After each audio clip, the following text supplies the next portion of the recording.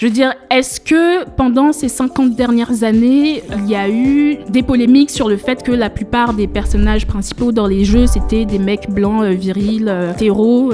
Personne ne s'en est réellement plaint. En tout cas, on n'est pas allé jusqu'à créer des listes pour dénoncer ces jeux-là. Et aujourd'hui, comme par hasard, parce que les personnes sous-représentées existent, en fait, dans ces milieux-là, on nous dit que c'est pas normal. Je pense que la raison pour laquelle on voit un petit peu plus de diversité dans ces milieux-là, c'est tout simplement parce que, déjà, les personnes concernées ont un petit peu plus les moyens de créer. Avant, on n'avait pas la possibilité de faire des jeux. Avant, c'était extrêmement difficile. Aujourd'hui, on peut faire du no-code, on peut faire nous-mêmes un petit peu de graphisme, d'illustration de personnages, on peut obtenir des subventions aussi pour faire nos propres jeux.